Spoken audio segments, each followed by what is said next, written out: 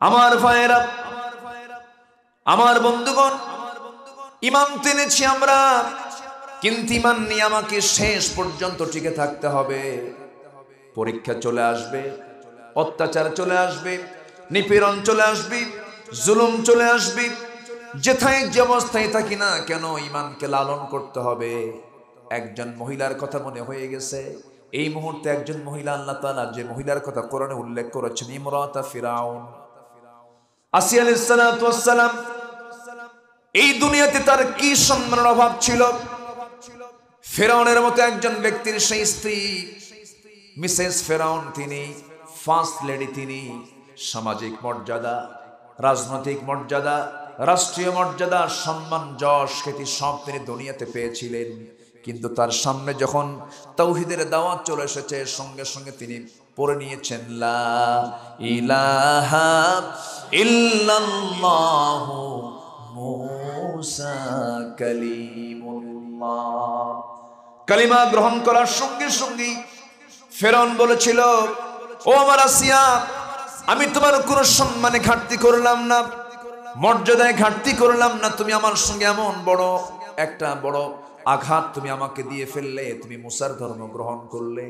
সঙ্গে সঙ্গে আসিয়া বলছেন, স্বামী গো, আমি তো মুসার ধর্ম গ্রহণ করি নাই, যিনি আমাকে বানিয়েছেন, যিনি আপনাকে বানিয়েছেন, আমি তার দ্বীন ইসলামকে গ্রহণ করে নিয়েছি। এই কথা বলার সঙ্গে সঙ্গে ফেরাউন বলছে, শোনো, এই জনপদে আমার আইন ছাড়া কোন আইন চলবে না, আমার বিধান ছাড়া কোনো বিধান চলবে না। এই কথা বলার সঙ্গে সঙ্গে আসিয়া বলছেন, আমার স্বামী গো, আপনি আমাকে যতবার বুঝাবেন, আমি আপনাকে সম্মান রেখে একটা কথা বলতে চাই, আপনি আমার ব্যাপারে কি সিদ্ধান্ত নেবেন জানি না, দুনিয়ার সব ছাড়বো, কিন্তু আমি আমার আল্লাহকে ছাড়তে পারবো না। কারণ ইমানদাররা সবচাইতে বেশি মহব্বত করে কাকে? ওয়াল্লাযীনা আমানু আশাদ্দু হুব্বাল লিল্লাহ। ইমানদার যারা, তারা সবচাইতে বেশি আল্লাহকে ভয় করে। আসিয়া আলাইহিস সালাতু ওয়াস সালাম শেষ পর্যন্ত পারিবারিক বাধার সম্মুখীন হলেন, রাষ্ট্রীয় বাধার সম্মুখীন হলেন, সামাজিক বাধার সম্মুখীন হয়ে গেলেন। ফেরাউন চূড়ান্ত সিদ্ধান্ত নিয়ে বলছে, আসিয়া শোনো, আমি তোমার সঙ্গে কোনোদিন খারাপ আচরণ করি নাই, কিন্তু আজকে তোমাকে আমি আলটিমেটাম দিয়ে দিলাম, তোমাকে দিন ছাড়তে হবে, ইসলাম ছাড়তে হবে, ইমানটা ছাড়তে হবে, আল্লাহকে বাদ দিতে হবে। আসিয়া বলছেন, শুধু আপনি এই চ্যাপ্টারটা বাদ দিয়ে আপনি যা বলবেন তাই শুনবো, কিন্তু আমি আল্লাহকে ছাড়তে পারবো না। কি মুহাব্বত আল্লাহর সঙ্গে তারা করেছেন। আসিয়া আলাইহিস সালাতু ওয়াস সালামকে শেষ পর্যন্ত মন্ত্রিসভার বৈঠকে চূড়ান্ত সিদ্ধান্ত নিয়ে জানান দেওয়া হলো, আসিয়াকে দুনিয়া থেকে বিদায় করে দেওয়া হবে।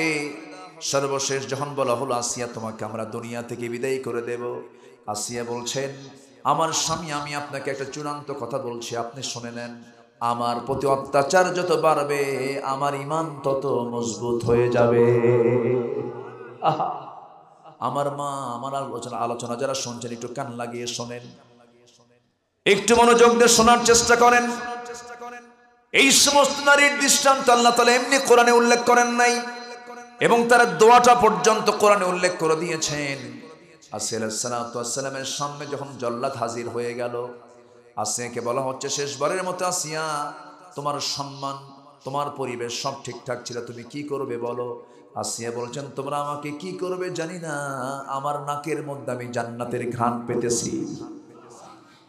জল্লাদ চলে এলো সামনে, দুই হাত দুই পা বেঁধে ফেললো, করাত আনা হলো। তাফসীর, অধিকাংশ তাফসীর এসেছে, করাত যখন তার সামনে না হলো, করাত যখন তার মাথায় যখন ঠেকিয়ে দেওয়া হলো, সেই সময় আসিয়া আলাইহিস সালাতু ওয়াস সালাম দুহাত আকাশের দিকে উঁচু করলেন। আকাশের দিকে উঁচু করে আল্লাহকে লক্ষ্য করে, তিনি আল্লাহকে কত কাছে টেনেছেন, কত আপন করে নিয়েছেন, কত আপনজন করে নিয়েছেন, তাহলেই তো এই দোয়াটা আসতে পারে। তিনি একটা দোয়া করছেন, সেই দোয়াটা হলো, যারা পারেন ঠোঁট মিলিয়ে বলুন, রব্বি বিনিলি ইনদাকা বাইতান ফিল জান্নাতি ওয়া নাজ্জিনি মিন ফিরআউনা ওয়া আমালিহি। আয় আল্লাহ তাআলা, তুমি আমার জন্য ইবনিলি ইনদাকা বাইতান ফিল জান্নাহ, তুমি আমার জন্য তোমার কাছে, তোমার সঙ্গে, তোমার ঘরের সাথে একটা ছোট্ট ঘর তুমি আমাকে বানায়া দাও, যেরকম সুবহানাল্লাহ। কাকে বলতেছেন? আমার আল্লাহ আছেন না নাই? দূরে না কাছে? ভালো করে কম। দূরে না কাছে? কিন্তু আছেন কোথায় তিনি? কোথায় আছেন? আল্লাহ দূরে, আল্লাহ দূরে নন, তিনি কাছেই আছেন। ওয়া নাহনু আকরাবু ইলাইহি মিন হাবলিল ওয়ারিদ। আল্লাহ বান্দার স্কন্দ শিরার চেয়ে নিকটে থেকে যান, তবে আল্লাহ তাআলার একটা নির্দিষ্ট আসন আছে, সেটা হলো আর রহমানু আলাল আরশিস তাওয়া। আমার আল্লাহ তাআলা আরশ আজিমের সমাসীন আছেন। আরশ আজিম কয় মাইল দূরে? বলেন কয় মাইল দূরে? জানা নাই? একটু আইডিয়া দেই, দেখি তো কত দূর আমরা আরশের আজিমটা একটু জানার চেষ্টা করি। এই আরশ আজিমটা কোথায়? আমার আল্লাহ তাআলা কত বড় একটু চিন্তা করেন তো। আমরা বসে আছি ধুকুরিয়া বেড়ার এই ময়দানে, মাথা একটু উঁচু করলে আমরা দেখতে পাবো আকাশে কিছু তারকারাজি, কিছু একটা চাঁদ দেখতে পাবো। চাঁদের সময় চাঁদ দেখতে পাবো। চাঁদের উপরে মিটি মিটি করে জোনাকির মতো কিছু তারকা দেখতে পাই। এরপর আকাশটা আমরা দেখতে পাই, দিনের বেলা সূর্য দেখতে পাই, আকাশ দেখতে পাই।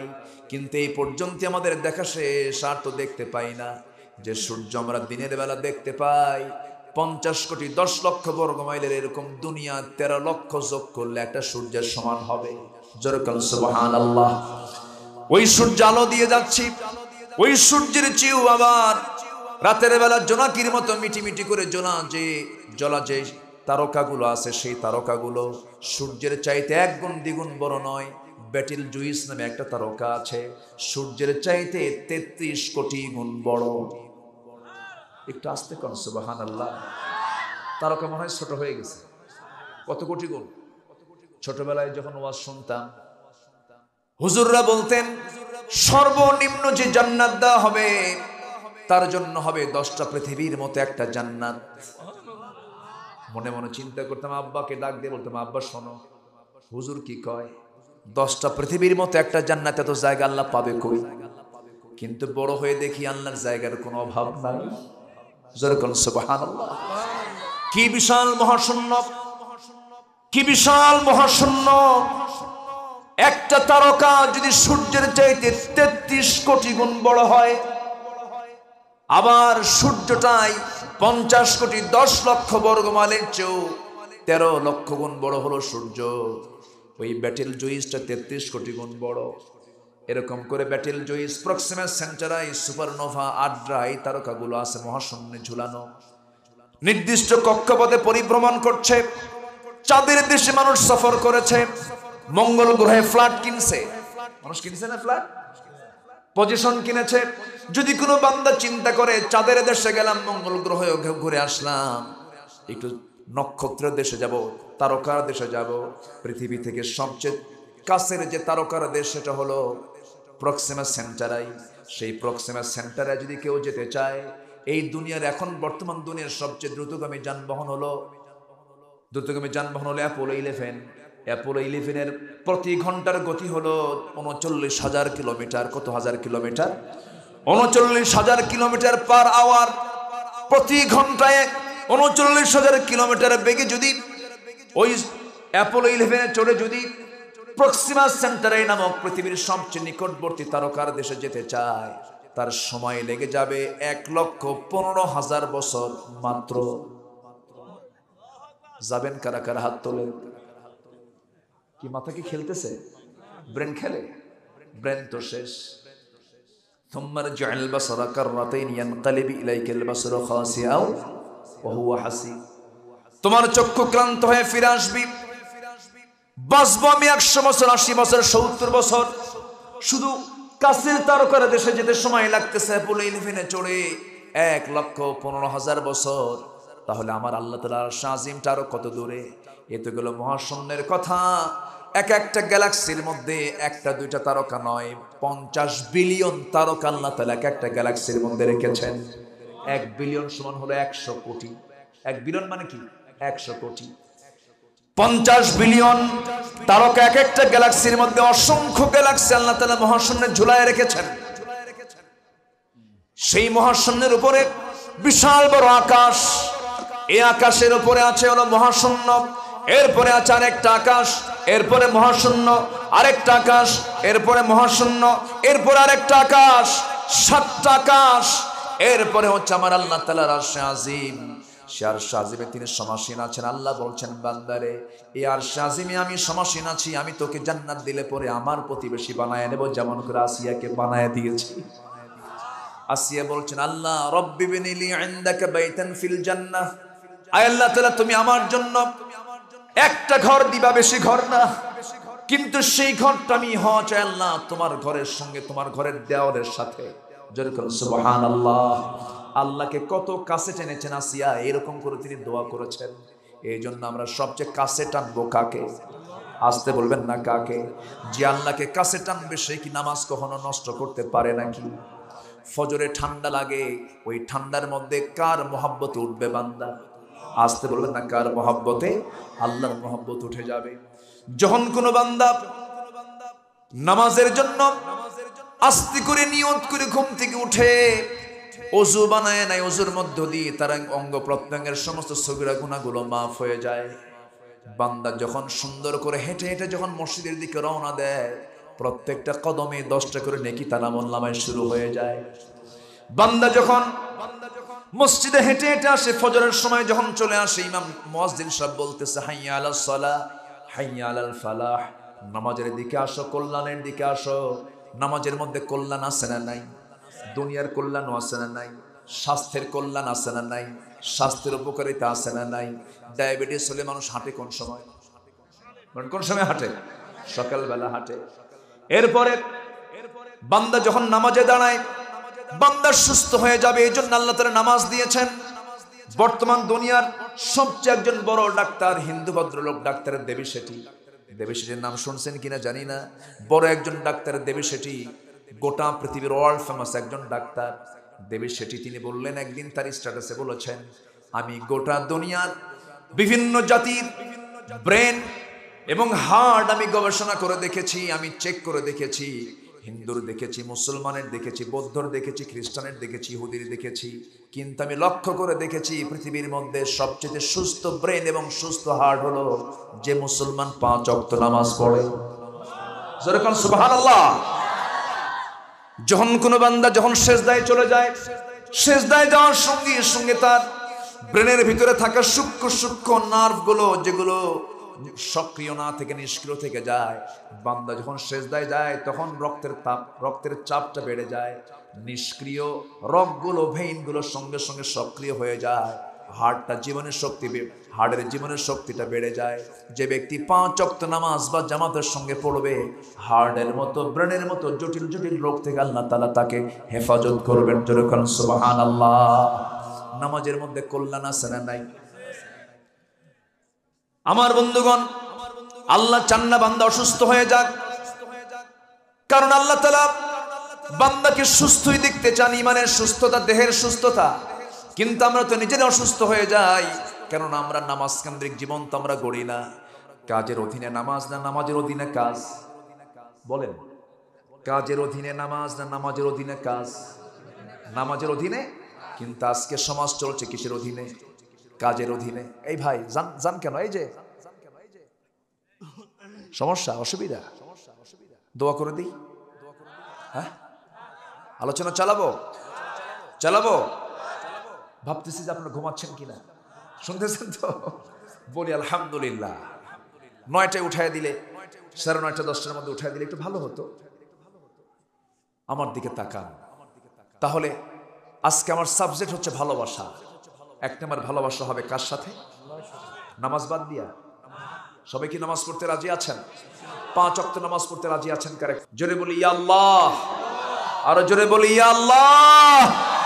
আমাদেরকে 5 ওয়াক্ত সালাত আদায় করার তৌফিক তুমি আল্লাহ দিয়া দাও। জোরে বলি আমিন। আরো জোরে আমিন। কষ্ট পাচ্ছেন আপনারা? মায়েরা কি মাহফিলে আছে? মেয়েরা আসছে মাহফিলে? বলি আলহামদুলিল্লাহ। জি, আমি খুবই খুশি, আমি খুবই আনন্দিত যে আপনাদের এলাকায় মাহফিলে এসে আপনাদের সঙ্গে কথা বলতে পারছি। এবং আজকের মাহফিলে অনারেবল এই যে আমার সোহেল ভাই আছেন, কত ব্যস্ত মানুষ, আমার শামীম ভাই আছেন, কত ব্যস্ত মানুষ, বসে বসে আলোচনাগুলো শুনছেন, আলহামদুলিল্লাহ বলেন। কি এলাকার নাম এটা? ধুকুরিয়া বেড়া। এটা একটা ইউনিয়নও না? আচ্ছা, আলহামদুলিল্লাহ। এই অঞ্চলটা হলো ইসলামী জনপদের এক উর্বর জায়গা, আলহামদুলিল্লাহ। জোরে বলি আলহামদুলিল্লাহ। হয়তো আজকে দেখা যাচ্ছে কারো জন্য হচ্ছে সর্বনাশ, কারো জন্য পৌষ মাস, একদিন পৌষ মাস সর্বনাশদের জন্য আসবে। জোরে বলি ইনশাআল্লাহ। এক মাকে কি শীত যায়? এক মাকে শীত যায়? যায় না, এক মাকে শীত যায় না। দিন আসবে, জুলুম টিকবে না কোথাও, জুলুম কোথাও টিকবে?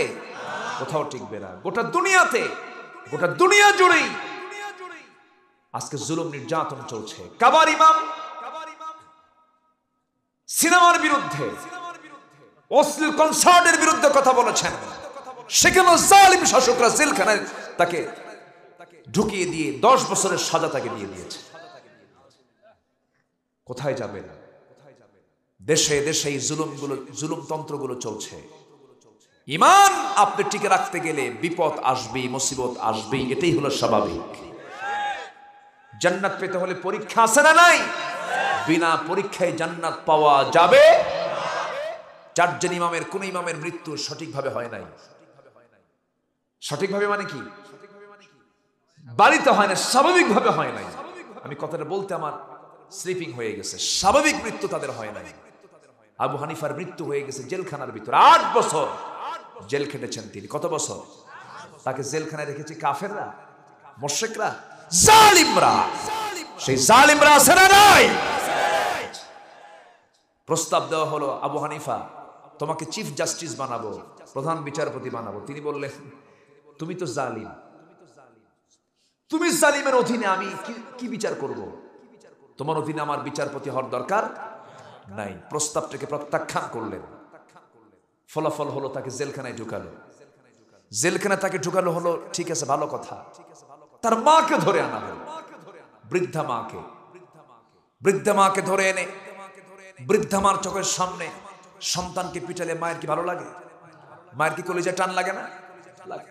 মা কান্দে। আবু হানিফা মনে মনে চিন্তা করেন, আরে আমার বুড়া মা, আমার প্রতি অত্যাচার দেখি মার কলিজায় শেল বেঁধে যাচ্ছে, কষ্ট হচ্ছে, মা কত না কষ্ট পাচ্ছেন। আবু হানিফা কি সিদ্ধান্ত নেবেন? তিনি সিদ্ধান্তহীনতায় তিনি ভুগছিলেন। মার জন্য কি করা যায়? কিছুক্ষণ পর মা বলছে, বাজান কি চিন্তা করিস জানি না, আমার চোখের পানি দেখে তুই হতাশ হবি না। আমার চোখের পানি কোনো কষ্টের মধ্য দিয়ে আমার চোখের পানি বের হচ্ছে না। আমার কলিজার টুকরা সন্তান, ইমানের পরীক্ষা দিতে হবে। আমার চোখে পানি আসার কারণ হলো তোর প্রতি যে অত্যাচার করা হচ্ছে, না জেনে তুই কোন সময় যেন মাথা নত করে যাস। জালিমদের সামনে মাথা নত করবি না কখনো। আমি তোর মা, তো কি দৃঢ় কণ্ঠে বলতে চাচ্ছি, আমার কলিজার টুকরা সন্তান, অত্যাচারগুলো সহ্য করতে করতে এক পর্যায়ে তুই শহীদের নাজরানা পেশ করবি, শহীদ হয়ে দুনিয়া থেকে বিদায় হবি। হাসরের ময়দানে আমি তোর মা, শহীদের মা হওয়ার গৌরব অর্জন করে আল্লাহর সামনে দাঁড়াবো। জোরে কোন সুবহানাল্লাহ। আবু হানিফা রাহমাতুল্লাহ আলাইহি 8টা বছর খাওয়া নাই, ঘুম নাই, বিভিন্ন নির্যাতনের শিকার তিনি হলেন। তার ইলমকে নষ্ট করার জন্য শেষ পর্যন্ত তাকে বিষ প্রয়োগ করে দুনিয়া থেকে বিদায় করে দেওয়া হলো। দুনিয়া থেকে বিদায় হলেন। ইমাম মালিককে মেরে মেরে পিঠের চামড়া তুলে দেওয়া হয়েছে। আহমদ ইবনে হাম্বলকে গলার ভিতরে দড়ি ধরে গোটা শহর তাকে লাঞ্ছিত করে তাকে ঘুরানো হয়েছে। আমার ভাইয়ের, এটাই তো ইমামদের, এটাই তো ইমানদারদের জীবনের কথাগুলো। আমার ভাইয়েরা, আরেকজন জালিম বাদশা ছিল হাজ্জাজ বিন ইউসুফ। আব্দুল্লাহ ইবনে জুবাইর রাদিয়াল্লাহু তাআলা আনহু, প্রত্যেক নবীর একজন করে হাওয়ারি থাকেন। জুবাইর ইবনে আওয়াম একজন নবীর হাওয়ারি ছিলেন, একজন গুরুত্বপূর্ণ সাহাবী ছিলেন। তার ছেলে হচ্ছেন আব্দুল্লাহ ইবনে জুবাইর রাদিয়াল্লাহু তাআলা আনহু, তার মা হচ্ছেন আসমা বিনত আবু বকর সিদ্দিক রাদিয়াল্লাহু তাআলা আনহা। তার ছেলে হলেন আব্দুল্লাহ ইবনে জুবাইর। এই আব্দুল্লাহ ইবনে জুবাইর রাদিয়াল্লাহু তাআলা আনহু হাজ্জাজ বিন ইউসুফের বিরুদ্ধে যখন মোকাবেলায় দাঁড়িয়ে গেলেন, যুদ্ধ শুরু হয়ে যাবে এমন সময় তার মা, বৃদ্ধা মানুষ, 80 বছরের বুড়ি মানুষ, মাকে ডাক দিয়ে বলছে, মা শোনো, হাজ্জাজ বিন ইউসুফের লোকেরা কিন্তু মুসলমানদেরকে ধরে ধরে শেষ করে দিচ্ছে, নাক কাটছে, কান কাটছে, চোখ তুলে নিচ্ছে। মা, আমি তো ওই সমস্ত বাতিলদের মোকাবেলা করতে যাচ্ছি, মা আমি কি যাব নাকি? না তোমার কষ্ট হবে নাকি তুমি বলো। সঙ্গে সঙ্গে আব্দুল্লাহ ইবনে জুবাইরের মা আসমা বিনতে আবু বকর বলছেন, আমার কলিজার টুকরা সন্তান, তুই আমাকে কি বলছিস বুঝতেছি না, তবে একটা কথা জেনে রাখবি, আমার কলিজার টুকরা সন্তান আব্দুল্লাহ ইবনে জুবাইর একটা ছাগল জবাহ করার পর সেই ছাগলকে কিমা করে খাবে, না ভুনা করে খাবে, না ফ্রাই করে খাবে, ছাগল কি টের পায় না কি রে? না ছাগল তো টের পায় না। আমরা আব্দুল্লাহ, তুই যুদ্ধের ময়দানে যাবি, যুদ্ধ করতে করতে তোকে তারা দুনিয়া থেকে বিদায় করে দেবে, তোর নাক কাটলো না কান কাটলো দেখার দরকার নাই, দুনিয়া থেকে বিদায় হবি, জান্নাতের দরজা দিয়ে জান্নাতে ঢুকে যাবি। আব্দুল্লাহ ইবনে জুবাইর রাদিয়াল্লাহু তাআলা আনহু এবার মা দুটো হাত ধরে বলছে, মা আল্লাহর কসম করে বলি, আমি তো ভয়ে এই কথা বলিনি, কিন্তু মা তুমি তো বুড়া মানুষ, তুমি ধৈর্য ধারণ করতে পারবে কিনা, এই জন্য আমি তোমাকে চেক করলাম। এই কথা বলে যুদ্ধে শামিল হলেন। হাজ্জাজ বিন ইউসুফের লোকেরা আব্দুল্লাহ ইবনে জুবাইরকে মেরে ফেলে দিয়া, শহীদ করে তার লাশ উল্টা করে ঝুলাইয়া গাছের সঙ্গে 2 পা বেঁধে রেখেছে। যুগে যুগে অত্যাচারগুলো আছে না নাই? ঝুলাইয়া রেখেছে, ঝুলন্ত লাশ 3 দিন পর্যন্ত ঝুলন্ত অবস্থায় আছে, কেউ নামায় নাই। আসমা রাদিয়াল্লাহু তাআলা আনহা তিনি করলেন কি, তিনি তার সন্তানকে খোঁজার জন্য বের হয়ে আসলেন। বের হয়ে এসে দেখেন তার সন্তানকে ঝুলায় রেখেছে গাছের সাথে। মা সন্তানের চেহারার দিকে তাকায় বলছে, আহারে দিনের পথের মুজাহিদের ঘোড়া থেকে নামার সময় কিন্তু এখন, ঘোড়ার সময় নামার সময় কি এখনো হয় নাই। তার লাশটা নামানো হলো, সন্তানকে কলিজা ভরে দোয়া করলেন, বুকের সঙ্গে জড়িয়ে ধরে কপালে চুম্বন এঁকে দিয়ে এবার তিনি একটা হাদিস বর্ণনা করলেন। আসমা বিনতে আবু বকরের হাদিস বর্ণনা আছে না নাই? তিনি বললেন, প্রত্যেকটা যুগের জন্য একজন মিথ্যুক বাদশা থাকে। আমার রাসূল বলেছিলেন, বনু সাকিব গোত্রের একজন মিথ্যুক বাদশা আসবে। আসমা বিনতে আবু বকর বলেন, এই মিথ্যুক বাদশা অন্য কেউ নয়, তুই হাজ্জাজ বিন ইউসুফ। আল্লাহু আকবার বলেন। মা যেমন সাহসী, সন্তান তেমন সাহসী। ঈমানটা তখনই পাকাপোক্ত হবে যখন আমরা আল্লাহকে দূরে মনে করব না, কাছে মনে করব। কাছে টেনে নিতে হবে। আমরা আল্লাহকে 1 নম্বর মহব্বত করব, নাম্বার 2 হচ্ছে অন্য কেউ নন। আল্লাহ তাআলা দ্বিতীয় আয়াতে সুন্দর করে বলছেন, আমি কি আলোচনা চালিয়ে যাব? কোনো আপত্তি নাই তো? বলি ইনশাআল্লাহ। আল্লাহ তাআলা বলছেন, আহাব্বা ইলাইকুম মিনাল্লাহি ওয়া রাসূলিহি ওয়া জিহাদিন ফি সাবিলিহি ফাতারাব্বাসু হাত্তা ইয়াতিয়াল্লাহু বিআমরিহি ওয়াল্লাহু লা ইয়াহদিল কওমাল ফাসিকিন। জোরে বলুন আল্লাহু আকবার। আগের আয়াতে বলেছেন জালিমুন, এবার এই আয়াতে বললেন ফাসিকিন। জালিমও হব না, ফাসিকও হব না। তাহলে আমাদের কি করতে হবে? আগের আয়াতে বলা হলো, যারা ঈমানকে কুফরের বিনিময়ে বিক্রি করে দেয়, অথবা ঈমানকে নিচে রেখে কুফরকে যারা প্রাধান্য দেবে, তাদেরকে তোমার বন্ধু বানানো, হোক সে তার তোমার বাপ, হোক সে তোমার ভাই। এবার বলা হচ্ছে, রাসূল আপনি বলে দেন, 8টা ভালোবাসার চাইতে আল্লাহকে বেশি ভালোবাসতে হবে, 8 জনকে ভালোবাসার চাইতে আল্লাহকে বেশি ভালোবাসতে হবে। এখানে 8টা শ্রেণী উল্লেখ করা হয়েছে। 1 নম্বর হলো আবাউকুম, তোমাদের বাপ, ওয়া আবনাউকুম, তোমাদের সন্তান, ওয়া ইখওয়ানুকুম, তোমাদের ভাই, ওয়া আজওয়াজুকুম, তোমাদের স্ত্রী, ওয়া আশিরাতুকুম, তোমাদের আত্মীয় স্বজন। এরপরে বলা হচ্ছে ওয়ালুন ইকতারাফতুমুহা ওয়া তিজারাতুন তাখশাউনা কাসাদাহা। এরপরে বলা হচ্ছে তোমাদের মালামাল, তোমাদের ব্যবসার জিনিসপত্র এবং তোমাদের প্রিয় বাসস্থান। এই সমস্ত জিনিসের চাইতে যদি আল্লাহ, রাসূল এবং জিহাদকে যদি তোমাদের বেশি পছন্দ না হয়, জেনে রেখে দিও তোমরা ফাসিকের অন্তর্ভুক্ত হয়ে গেছো। কার কথা? আসতে বলবেন না, কার কথা? সবচেয়ে বেশি ভালোবাসবো আমরা কাকে? নাম্বার 2 হচ্ছে মুহাম্মদ সাল্লাল্লাহু আলাইহি ওয়াসাল্লামকে। এবং 3 নম্বর একটা আমলের কথা বলা হলো, ওয়া জিহাদিন ফি সাবিলিহি, এবং জিহাদ করতে হবে কার পথে? হ্যাঁ জোরে বলেন, কার পথে? আমাদের সমাজে কিছু লোক আছে সস্তা আমল করে জান্নাত পেতে চান। নামাজ পড়বো 5 ওয়াক্ত, রমজান মাসে রোজা রাখবো, টাকা আছে কিছু যাকাত দেব, মসজিদ একখান বানাবো, একটু হজে যাব, হজ থেকে ফিরে আসবো, আমাকে হাজি বলবে। এই তো বিশাল খেদমত করলাম, আল্লাহ আমারে জান্নাত না দিয়ে যাবে কোথায়? এরকম পাবলিক কিছু আছে না নাই? রসুল মার খায়া দেশ সারে, নবীরা পিটন খায়া পিঠের চামড়া তুলে ফেলে দেয়। ইউসুফ আলাইহিস সালামকে জেলখানায় থাকতে হয় জিনার মামলা খায়া। জাকারিয়া আলাইহিস সালামকে করাত দিয়ে চিরে জিনার অভিযুক্ত করে শহীদ করে দেওয়া হয়। সাহাবে কেরামকে দুনিয়া থেকে বিদায় করে দেওয়া হয়। আর হাজী সাহেব মনে করতেছেন নামাজ পড়বো 5 ওয়াক্ত, রমজান মাসে রোজা রাখবো, টাকা আছে হজ করবো, আল্লাহ আমারে জান্নাত নিয়ে দিয়ে যাবে কোথায়? এত সস্তা নয়। আল্লাহ বলছেন না রে না, তোর মালামাল তোর সম্পদ সবকিছুর চাইতে মুহাব্বত বেশি থাকতে হবে আল্লাহ রাসূল এবং জিহাদকে। কি বলেন কাকে? জিহাদকে। জিহাদের গুরুত্ব আছে না নাই? নামাজে মুনাফিক চেনা যায় না, রোজায় মুনাফিক চেনা যায় না, হজে মুনাফিক চেনা যায় না, তাহাজ্জুদে মুনাফিক চেনা যায় না। মুনাফিক চেনা যায় হলো জিহাদের ময়দানে।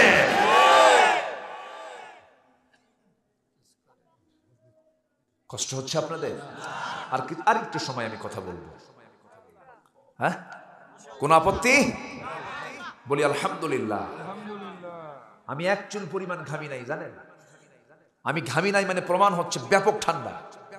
কথা বুঝলেন? কথা বলা কিন্তু সবচাইতে বেশি পরিশ্রমের কাজ। ডাক্তার অবাক হয়ে যায় যে আপনারা এত কথা বলেন কেন? বলি যে কথা বলি কেমন? আল্লাহর রহমত। আপনি কি রহমতের কথা ভুলে গেছেন ডাক্তার সাহেব? এই হেবে উত্তর দিন। সম্মানিত ভাইয়েরা, ও জিহাদিন ফি সাবিলি, আল্লাহর পথে জিহাদ করাকে যাদের বেশি প্রিয় না মনে হয়, হাত্তা ইয়াতি আল্লাহু বিআমরি ফাতারাব্বাসু, তোমরা অপেক্ষা করো, আল্লাহর ফয়সালা চলে আসবে।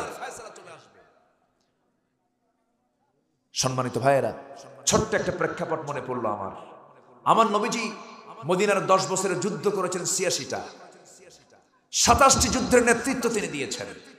আমার নবীর ঘরে ফার্নিচার ছিল হলো কি জানেন? নবীর ঘরের আসবাবপত্র ছিল হলো তরবারি, বর্ষা, পানির মশক, আর হলো চামড়ার একটা চাদর। এটা হলো আমার নবীর ঘরের ফার্নিচার। আল্লাহু আকবার বলেন। আজকে মুসলমানের ঘরে কি এই জাতীয় কোনো ফার্নিচার আছে? আছে? আমার নবীর ঘরের এই সুন্নতকে লালন করছে আজকে ইসরায়েলরা। ইসরায়েল নবীর ঘরের সুন্নত নিয়েছে, আর আমরা বিলাসিতায় মত্ত হয়ে পড়েছি। সম্মানিত ভাইয়েরা, সেদিন একটা জরিপে দেখলাম, সোহেল ভাই, একটা জরিপে দেখলাম সেদিন, একটা রিসার্চ এসেছে 228টি দেশের মধ্যে ইসলামকে সবচেয়ে বেশি ইসলাম প্র্যাকটিস করে হলো প্রথম 48টা দেশ হলো অন্য নন মুসলিম। 49তম দেশ হলো মালয়েশিয়া, 54 নম্বর হলো সৌদি আরব, 136 নম্বর হলো বাংলাদেশ। আমার কথা কি বুঝে আসতেছে? আমরা মাহফিলে যখন আসছি গাড়িতে করে বাম দিকে এসেছি না ডান দিকে এসেছি? কোন পথে আসছেন আপনারা বলেন? রাস্তায় যখন আসছেন ডান দিকে আসছেন না বাম দিকে আসছেন? ইসলাম বলে ডানে চলো না বামে চলো? বলেন রাস্তায় চলে ডানে না বামে? আমরা আসছি কোথায়? বামে আসছি। ইউরোপ আমেরিকান লোকেরা কোন দিকে চলে? ডানে। আমার কথা কি বুঝে আসতেছে? এইরকম করে ইসলামের কিছু কিছু বিষয়গুলোকে তারা তাদের জীবনে তারা প্র্যাকটিস করছে। তারা মুসলমান না, কিন্তু ইসলামের সুন্দর দিকগুলো তারা প্র্যাকটিস করছে। আর আমার দেশের মুসলমান কিন্তু ইসলাম নাই। কি নাই? একটু বেকায়দা হলেই মাজারে চলে যায়, যা বলে আব্বা বাবা একটু বাঁচাও তো, খুব মুসিবতে আছে না নাই? ইসলাম আছে? আজ থেকে ইসলাম আছে? ইসলাম। এজন্য মুসলমান হয়েছি, ইসলামকে লালন করব। জোরে বলি ইনশাআল্লাহ। ব্রাহ্মণের ছেলে ব্রাহ্মণ হতে পারে, পাদ্রীর ছেলে পাদ্রী হতে পারে, খ্রিস্টানের ছেলে খ্রিস্টান হতে পারে, ইমামের ছেলে ইমাম হতে পারে না যদি যোগ্যতা না থাকে। মুসলমানের ছেলে মুসলমান হতে পারে না যদি তার মধ্যে ইসলাম না থাকে। ইসলাম আনতে হবে 16 আনা। জোরে বলি ইনশাআল্লাহ। তাবুক অভিযানে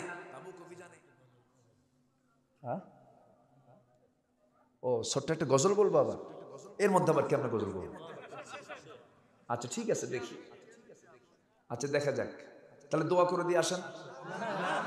হ্যাঁ, কেউ তো যাইও না, বাড়ি যাবেন না আপনারা, এখানে থাকবেন। এই কমিটি কই, ল্যাপটপের ব্যবস্থা করুন, আমি চলে যাই, সবাই থাকবে তো। খুব ভালো, বলি আলহামদুলিল্লাহ। তাবুক অভিযানে আমার নবীজি 10 বছরে 27টি যুদ্ধের নেতৃত্ব দিয়েছেন, 86টি যুদ্ধ পরিচালনা করেছেন। গড়ে 8টা থেকে 9টা যুদ্ধ তাকে বছরে করতে হয়েছে। রাসূলের দিন চলেছে হলো ঘোড়ার পিঠে, রাত গেছে হলো জায়নামাজে। আল্লাহু আকবার বলেন। ইসলাম দাঁত ভাঙ্গা ইসলাম, ইসলাম হিজরতের ইসলাম, ইসলাম ত্যাগের ইসলাম। শুধু জন্মসূত্র ইসলাম নিয়ে আপনি জান্নাত পাবেন না। তাবুক অভিযানে রাসূল গেলেন, তাবুক অভিযান থেকে রাসূল ফিরে আসলেন 30,000 সৈন্য নিয়ে। সমরনায়ক মুহাম্মদ সাল্লাল্লাহু আলাইহি ওয়াসাল্লাম রোমানদের বিরুদ্ধে মোকাবেলায় দাঁড়িয়ে গেলেন। রোমানদের বিরুদ্ধে, রোমক শক্তির বিরুদ্ধে মোকাবেলায় তিনি দাঁড়িয়ে গেলেন। যুদ্ধ হলো না, বিনা যুদ্ধে রাসূল চলে আসলেন মদিনায়। মদিনার মসজিদে বসা অবস্থায় এক সাহাবী, অনেক লম্বা হাদিস, এক সাহাবী এসে হাঁটু গেড়ে দিয়ে রাসূলের সামনে বসে সালাম দিয়ে বলছেন, হুজুর আমি কাব বিন মালিক, আমি আপনার কাছে মাফ চাইতে আসছি। কেন, কি করছো তুমি? হুজুর আমি না তাবুকে যাই নাই, যুদ্ধে যাই নাই আমি। তুমি কেন যাও নাই? হুজুর আমি যেতে পারতাম, কিন্তু গড়িমসি করেছি, অবহেলা করেছি, মনে করলাম যাবো, কিন্তু যাওয়া হলো না। হুজুর আমার ভুল হয়ে গেছে, আপনি আমারে মাফ করে দেন। রাসূল একটু মুস্কি হাসি মেরে বলেন, এই কাব, আর কে কে যাও নাই বলো। মানে এমন কথা কইছে, এখন রাসূল আরো ঘেটে ঘেটে বের করতেছে, কে কে যাও নাই? হুজুর হেলাল বিন উমাইয়া যায় নাই। আর কে যায় নাই? মুরারা বিন রাবিয়া যায় নাই। আর কে? হুজুর আমার জানা নেই। তাই আচ্ছা ঠিক আছে কাব, তুমি এখন যেতে পারো। আমার নবীর চেহারা ফ্যাকাশে হয়ে গেল। হাস্যজল চেহারা কি হয়েছে? ফ্যাকাশে হয়ে গেছে। নবীর চেহারায় কোনো হাসি নাই। আস্তে করে তাকে বলেন, তুমি চলে যাও। মসজিদ থেকে বের হওয়ার সঙ্গে সঙ্গে রাসূল প্রজ্ঞাপন জারি করলেন, মদিনার সকল মুসলমানকে আমি জানান দিচ্ছি, কোন মুসলমান কাব বিন মালিক, হেলাল বিন উমাইয়া, মুরারা বিন রাবিয়া, এই তিনজনের সঙ্গে কোনো প্রকার কথা বার্তা, সালাম কালাম, লেন দেন কোনো কিছু করতে পারবা না। সবগুলোকে সতর্ক করে দিলেন। এই বক্তব্য যখন এই 3 সাহাবীর কানে গেছে, বলেন কি হতে পারে? কাব বিন মালিকের মতো দামি সাহাবী, যার জীবনে কোনো গুনাহ হয় নাই, বড় ধরনের কোনো গুনাহ তার জীবনে সংঘটিত হয় নাই। কাব বিন মালিক খুব দামি একজন সাহাবী ছিলেন। তার কানে যখন বয়কটের কথা যখন তার কানে চলে আসলো, আকাশ যেন ভেঙে পড়ার মতো হয়ে গেল। চলে গেলেন সোজা নিজের বাড়ির দরজার দিকে চলে গেলেন। দরজায় গিয়ে কড়া নাড়ছেন স্ত্রী, দরজাটা খুলো, বড় বিপদ হয়ে গেছে।